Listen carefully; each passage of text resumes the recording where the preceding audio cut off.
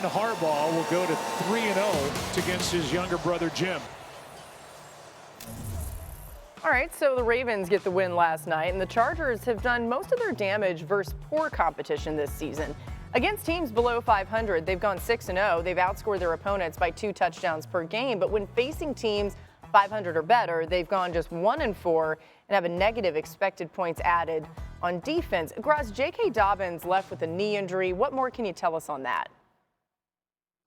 Yeah, they're waiting to see, Laura. But as you mentioned, I mean, you were there on the sideline. You saw what happened. He tried to come back out with a brace on, never got back in the game.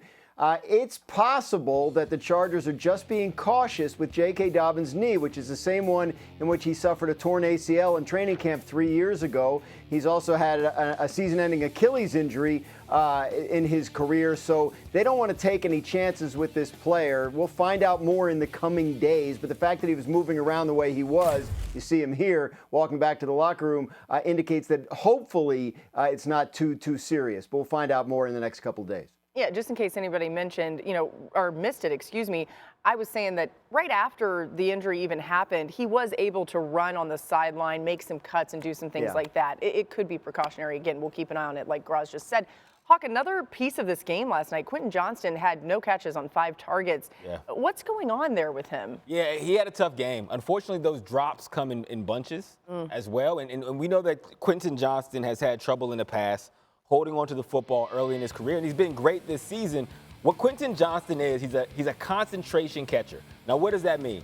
Well, all receivers' catching ability is not created equal. Some people have just natural hand-eye coordination and hand stickiness, which sounds crazy, but that really is a thing. And other guys have to rely on a process. If I'm in the receiver room with Johnston, I am telling him, make sure you rely back on your process of catching the football, which is tracking the ball as early as possible in the route from the moment it leaves the quarterback's hands or the moment you have visibility over an offensive line.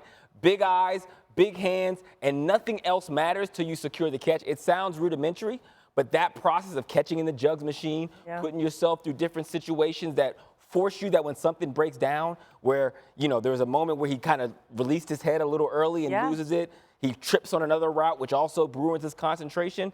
That's a process and drilling the heck out of it as much as possible to make yourself. I want Hawk to work with him. I'm telling you, man, something that Hawk, you got it. So I know this. I'm a small-handed guy. Yeah. So this is literally a part of what I had to do every single day when I was in the league. Yeah. I was fortunate and blessed enough to play with Calvin Johnson. I was on the Lions when we drafted him, and to probably a little bit of surprise, he was not a very natural catcher of the football. Calvin became Megatron because he would do that every day. And he knew as long as he could catch the ball consistently, he would become a Hall of Famer because of his physical talent. Every day he'd be on the jugs machine in multiple different ways. Every day going through the catching drills. I think you saw last night why the Chargers are good, not great. Why the Chargers are very much so a playoff football team, but not into that upper echelon. They're really well coached. They're efficient on offense. They got a star at quarterback. The defense is fantastic. They don't have enough firepower on offense. And when you watch them, again, I think they're going to be in the playoffs this year, but it's Ladd McConkey and then who? Is it Disley? Is it Quentin Johnston? How reliable is him? That's when you kind of can get caught looking into the future and going, T. Higgins? Yeah. Because if you take him, then you got firepower. Yep, him is very reliable. We need one more. Go ahead, Graz. Higgins will be a free agent, which makes him very interesting. That Stephon Diggs, guys like that are free agents. Chris Godwin will be coming off an injury. He'll be a free agent. But the other thing to look at is these younger guys. Look at guys that were in the 2022 draft who will be extension eligible for the first time this offseason.